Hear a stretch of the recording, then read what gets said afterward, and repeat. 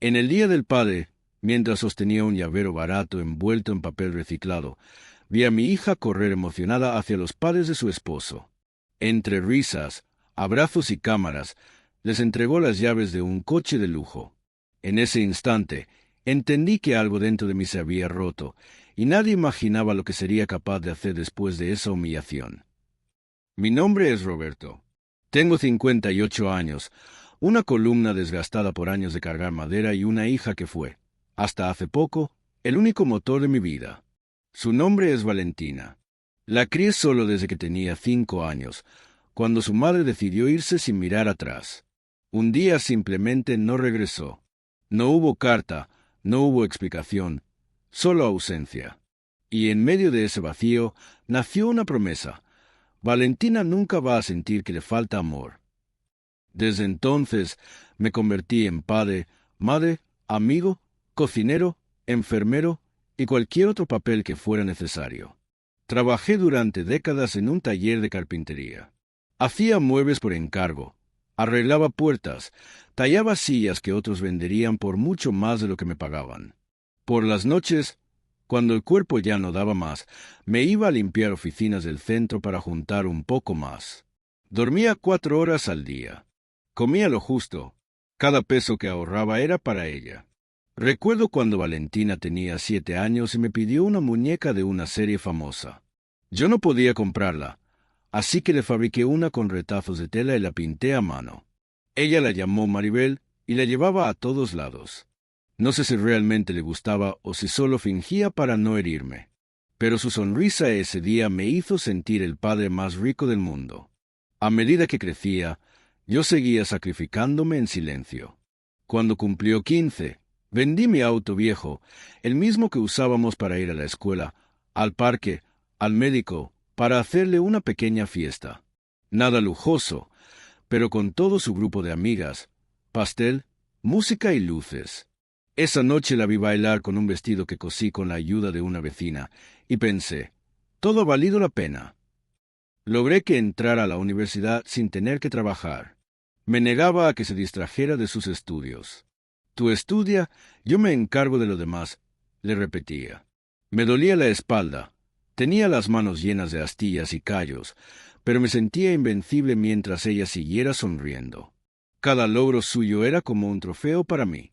Y entonces apareció Leonardo, un joven educado, con buena presencia, egresado de una familia de clase alta. Al principio, me alegré. Pensé que Valentina merecía un buen hombre. Pero con el tiempo, empecé a notar cosas. Él nunca venía a casa, y cuando lo hacía, evitaba quedarse mucho tiempo. Su madre, sobre todo, me miraba con una mezcla de lástima y desprecio. Una mujer estirada, con voz pausada y palabras siempre medidas. Recuerdo una vez que me preguntó, mientras sostenía una copa de vino caro, ¿y usted todavía trabaja con las manos? Sentí el golpe disfrazado de curiosidad. Para la boda, me compré un traje usado. Aún así, parecía fuera de lugar. Todos eran empresarios, abogados, médicos. Yo era el padre de la novia, pero parecía más bien el chofer. No me importó. Valentina estaba feliz, y eso bastaba. Después del matrimonio, las visitas comenzaron a espaciarse. Pasaron de una vez por semana a una vez por mes. Luego, a llamadas ocasionales. Pero siempre justificaba su ausencia. Papá, estamos organizando la casa. Papá, el trabajo de Leo nos tiene ocupados. Papá, ya te extraño. Pronto paso a verte. Yo le creía. Porque eso hacemos los padres. Creemos. Seguía guardando fotos de ella en mi billetera. Seguía cocinando su comida favorita por si venía de sorpresa. Me sentaba en el sillón que arreglé para ella, ese que nunca quiso que tirara, y me imaginaba que todo seguía igual. Hasta que llegó aquel Día del Padre. Ese domingo me desperté con un mensaje suyo. «Feliz día, papá. Nos vemos a la tarde».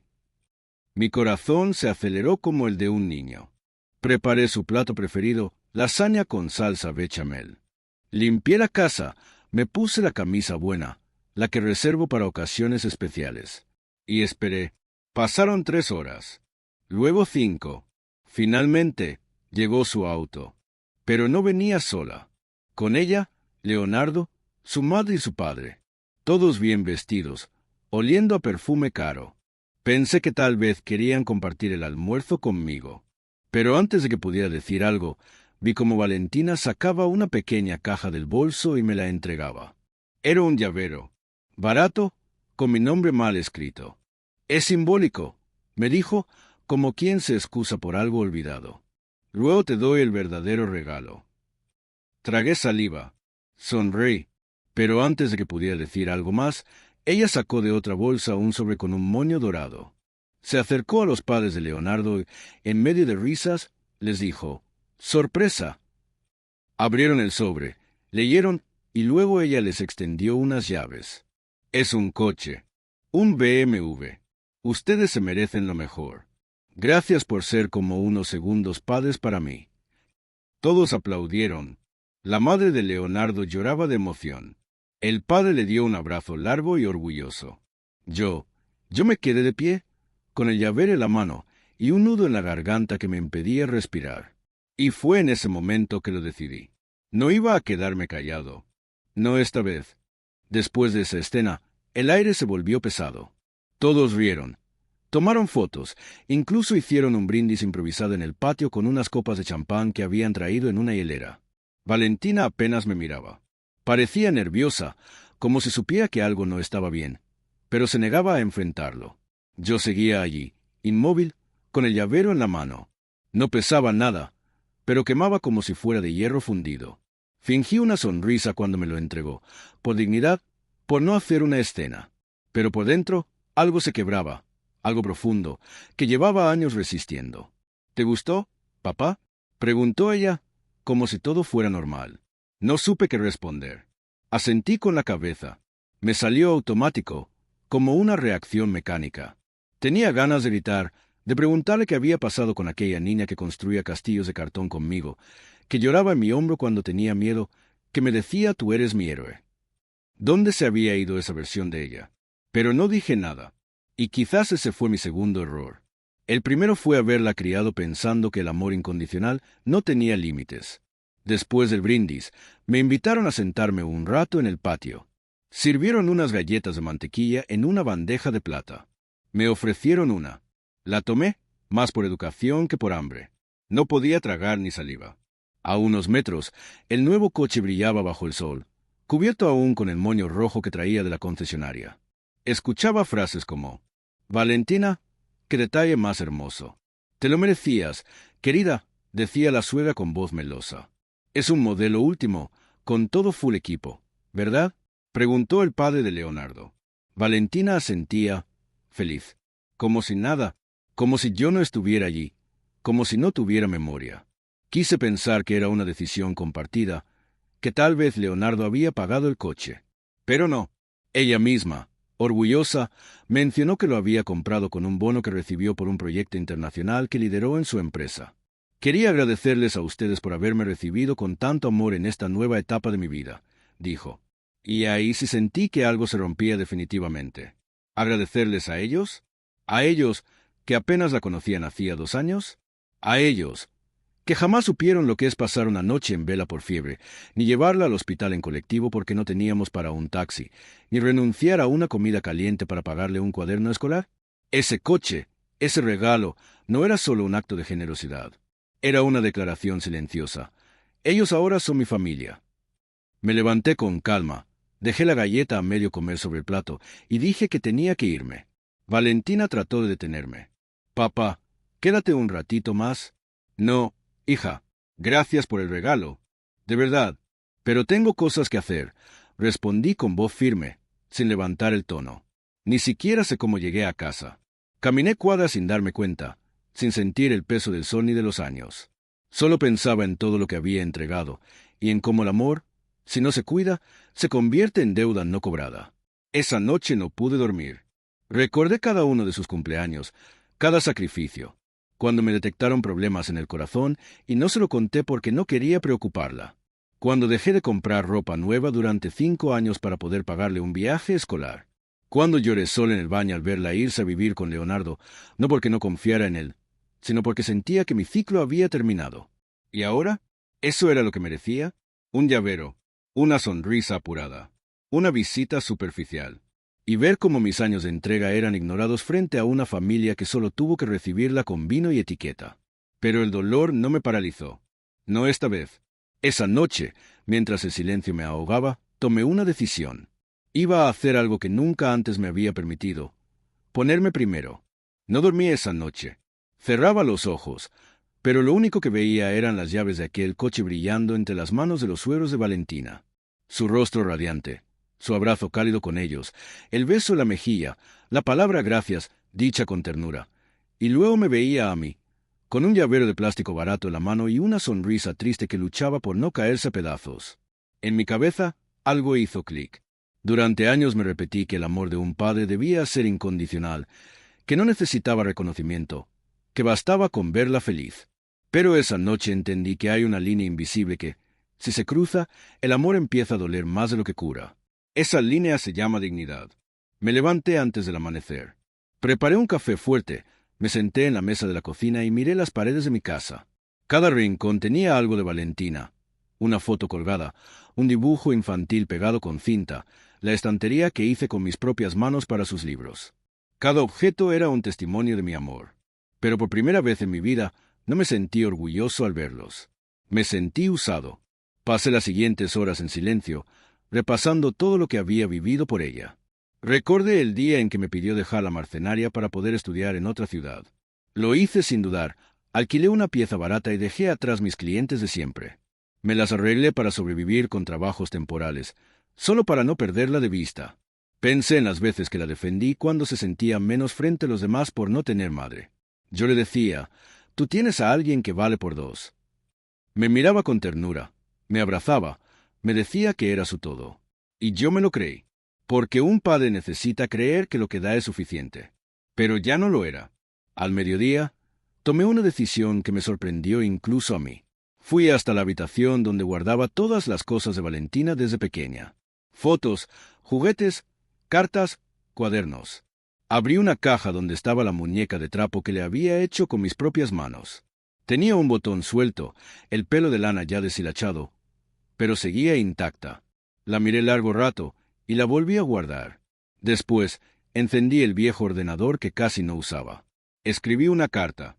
No era una carta de reproche ni de despedida. Era una carta de renuncia. La titulé Por fin aprendí a soltar. En ella, le conté todo lo que sentí en aquel día del padre. Cada palabra fue escrita con lágrimas. No para lastimarla, sino para mostrarle mi verdad. Le hablé del dolor silencioso que había cargado durante años, de los sacrificios que nunca mencioné, de los abrazos que necesitaba y que ya no llegaban. Le dije que el amor de un padre también necesita cuidados, que no puede ser una fuente inagotable sin recibir nunca una gota de agua a cambio. Y al final, le dije que me iba. No sabía aún a dónde, pero necesitaba desaparecer un tiempo. Por mí, porque por primera vez en la vida, entendí que si no me valoraba yo, nadie lo haría. Imprimí la carta y la dejé en el buzón de su casa esa misma noche. No toqué el timbre. No quise verla. Sabía que si me miraba con sus ojos grandes y dulces, me ablandaría. Y esta vez no podía permitírmelo. Regresé a casa, hice una pequeña maleta y me marché al amanecer. Me fui sin rumbo, pero con el corazón decidido. Me fui sin mirar atrás. Sin mapas, sin un destino claro, solo con una mochila al hombro y la certeza de que algo tenía que cambiar. No podía seguir siendo el hombre que vivía para los demás mientras se deshacía por dentro. Tomé un autobús rumbo al sur. Llegué a una ciudad costera que no conocía. No era turística, no era lujosa. Era simple, como yo. Casas bajas, calles de tierra, olor a mar y pan recién horneado en las mañanas. Alquilé una pieza en una pensión barata y pasé los primeros días caminando, respirando, observando. Por primera vez en décadas, nadie me llamaba papá. Nadie me pedía nada. Era solo yo, y un mundo que aún no sabía quién era yo fuera del rol de padre. Conseguí trabajo en una carpintería artesanal del puerto. El dueño, un hombre de unos 70 años llamado Julián, me dio una oportunidad sin hacer muchas preguntas. Le bastó con verme trabajar unas tablas para saber que yo entendía de madera como quien entiende su propia piel. «Vos sabés escuchar la madera», me dijo una tarde. No muchos pueden. Por las noches empecé a escribir un diario. No lo había hecho nunca, pero descubrí que poner en palabras lo que sentía me ayudaba a ordenar el caos interno. Cada página era como una tabla que necesitaba lijar por dentro. Me hablaba a mí mismo, me preguntaba por qué había permitido llegar tan lejos sin reclamar mi lugar. Los días se hicieron semanas, las semanas, meses, y aunque al principio sentía un vacío insoportable, poco a poco ese vacío se fue llenando. De mí, descubrí que podía reírme solo, disfrutar un café mirando el mar, levantarme sin pensar en si alguien me necesitaba. Por primera vez, no era el soporte de nadie. Era simplemente un hombre aprendiendo a vivir. Un día, mientras tallaba una figura de un padre cargando a una niña en los hombros, Julián me dijo, ¿nunca pensaste en vender tus piezas? ¿Venderlas? Respondí, sorprendido. Claro, tenés talento, pero más que eso, tenés historia en las manos. Me animé. Abrí una cuenta en redes sociales y empecé a subir fotos de mis tallas. Le puse de nombre Memorias de Madera. Al principio, no tenía seguidores, pero un día subí la foto de aquella escultura del padre y la hija, y debajo escribí, a veces damos tanto amor que nos olvidamos de cuidarnos. Pero la madera enseña, si no se trata con ternura, también se parte. La publicación se viralizó. Miles de personas comentaron. Algunos contaban historias parecidas. Otros preguntaban si vendía las piezas. Empecé a recibir encargos de distintas partes del país. Sin darme cuenta, lo que comenzó como una fuga se convirtió en un nuevo propósito. Me volví el carpintero de las emociones, como algunos decían. Cada escultura llevaba una historia real, un mensaje, una parte de mí. Y en ese proceso me reconstruí. Fue entonces cuando recibí un mensaje inesperado. Era de Valentina. No un audio, no una llamada. Una carta, escrita a mano, igual que yo había hecho meses atrás. Papá, te busqué por todos lados. Te llamé, te escribí, fui a tu casa. Al principio pensé que era una exageración, que volverías pronto. Pero luego encontré tu carta. La leí una y otra vez. Lloré como no lo hacía desde niña. Me sentí egoísta, mezquina, ciega. No hay excusas. Solo dolor. Yo también me perdí. Papá. Me dejé llevar por la comodidad, por una vida que parecía perfecta y no me di cuenta de lo que estaba dejando atrás. A ti. Hoy entiendo que no puedo recuperar el tiempo perdido, pero quiero intentar reconstruir lo que aún existe. Te necesito, no como antes. Te necesito como el hombre sabio que me enseñó a ser fuerte. Perdón. Por favor, vuelve. La leí 3 veces. Y lloré, pero esta vez no de dolor, sino de algo más profundo, comprensión. Valentina no era la misma niña. Yo no era el mismo padre. Pero quizás aún podíamos encontrarnos desde otro lugar. Uno más sano, más humano. Me tomé unos días para responder. No porque dudara, sino porque quería hacerlo bien. Y cuando lo hice, no le prometí volver como antes. Le propuse algo mejor. Mi respuesta fue sencilla, pero clara. Le escribí que no iba a regresar a ser el mismo hombre que había sido, porque ese hombre había muerto el día que ella, sin maldad pero con profunda ceguera, me relegó al rincón de lo simbólico. Le dije que no la odiaba, que nunca podría hacerlo, pero que ahora necesitaba que nuestro vínculo fuera de adulto a adulto, de ser humano a ser humano, sin sacrificios invisibles, sin jerarquías emocionales. Le propuse encontrarnos en terreno neutro. Le dije, si quieres hablar conmigo, ven. Aquí, donde soy yo, donde nadie me llama papá, pero todos me respetan por lo que hago y por quién soy. 2 semanas después, Valentina llegó. No vino con Leonardo. No vino maquillada ni vestida de gala. Apareció con un vestido sencillo, una mochila al hombro y los ojos llenos de preguntas. Nos sentamos frente al mar, en un banco de madera que yo mismo había restaurado, y hablamos durante horas. Me escuchó. Lloró. Me contó que después de leer mi carta, se vio al espejo y no se reconoció. Que había estado viviendo una vida prestada, siguiendo estándares ajenos, persiguiendo validaciones que no llenaban el hueco que dejaba mi ausencia. Me pidió que le enseñara carpintería. Quiero entenderte desde otro lugar, dijo. Comenzamos poco a poco.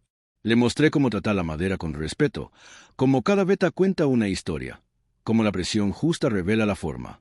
Así, como quien pule un bloque, fuimos tallando una nueva relación entre nosotros. Ni más fuerte ni más débil que la anterior, solo más verdadera. Y un día, cuando menos lo esperaba, llegó con un regalo. Una caja de madera hecha por ella. torpe aún, pero hermosa en su intento. Dentro, un llavero de plata con un grabado. Gracias por enseñarme que el amor también se defiende. No necesitaba más. Desde entonces, hablamos todas las semanas. A veces me visitas sola, otras con Leonardo. Pero ya no espero nada. Y por eso, cada gesto, cada palabra, es un regalo auténtico. Volvimos a tener vínculo, pero desde el equilibrio, desde el respeto mutuo. Y Memorias de Madera creció. Recibo historias de todo el país, las convierto en esculturas y las expongo en una pequeña galería junto al taller. Nunca imaginé que mi dolor se transformaría en arte y mi arte en puente para otros. A veces, nos enseñan que el amor verdadero es el que todo lo soporta, que quien ama de verdad nunca espera nada a cambio. Pero eso no es amor, eso es anulación. El amor genuino también necesita cuidados, reciprocidad y reconocimiento. Amar no debe doler todo el tiempo. No debe exigirnos desaparecer. El día en que dejé de esperar, empecé a vivir. Y cuando me di permiso para ser más que papá, descubrí que también podía ser amigo, maestro, artista, hombre. ¿Y tú? ¿Qué has sacrificado por amor sin darte cuenta? Déjame tu respuesta en los comentarios y cuéntame desde qué ciudad estás escuchando esta historia. Y si te conmovió, suscríbete para no perder las próximas historias reales que revelan verdades que muchos callan.